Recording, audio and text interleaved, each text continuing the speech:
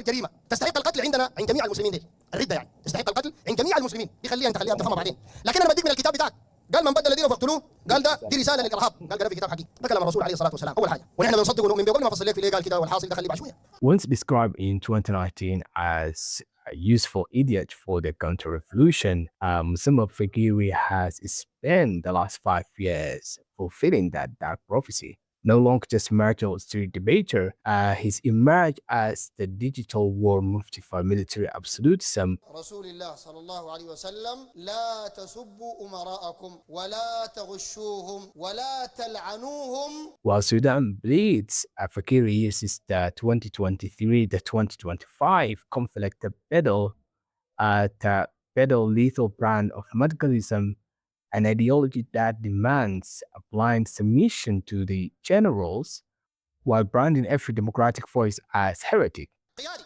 محمد ضياء الدين قال لا نريد دولة دينية نطالب بقيام دولة مدنية. أيوة إذا مدنية ضد شنو يا جماعة؟ ضد الدين.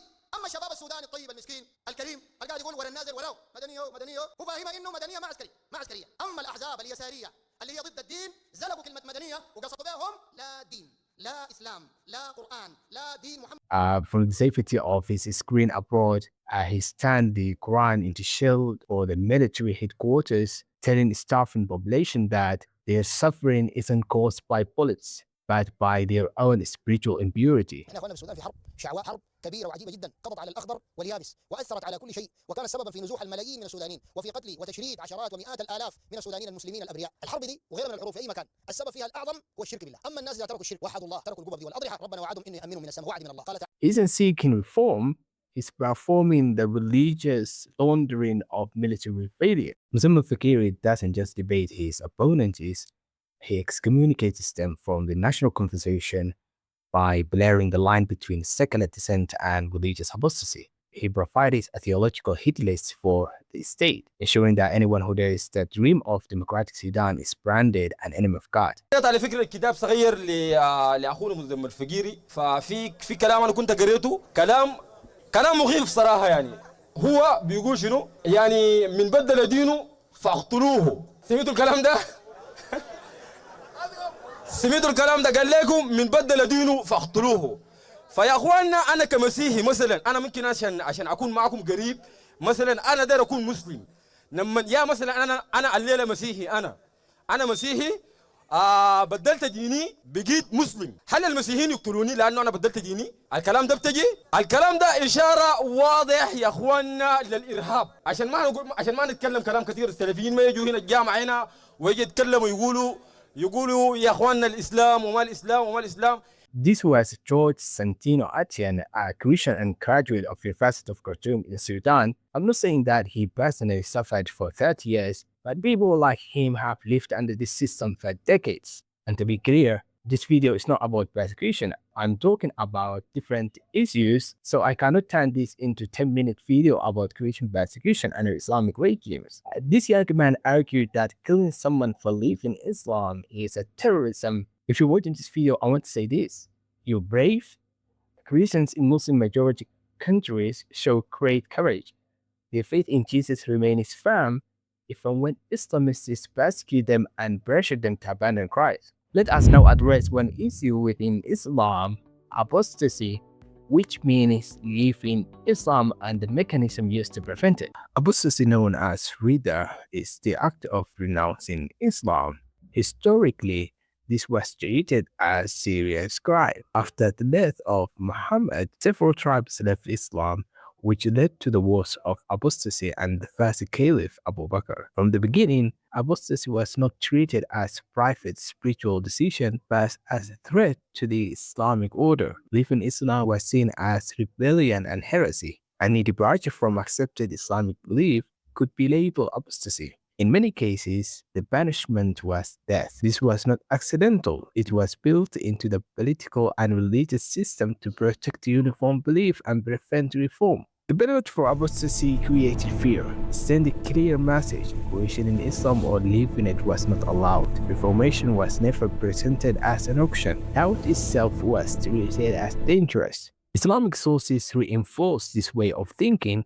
The Quran discourages questioning. For example, In Quran chapter 5 verse 101, believers are warned not to ask questions that may trouble them. Muhammad is also reported to have said the greatest sinners are those who ask too many questions. In this system, inquiry is treated as disobedience, not as sincere search for truth. Several mechanisms were used to stop apostasy. First, religious enforcement.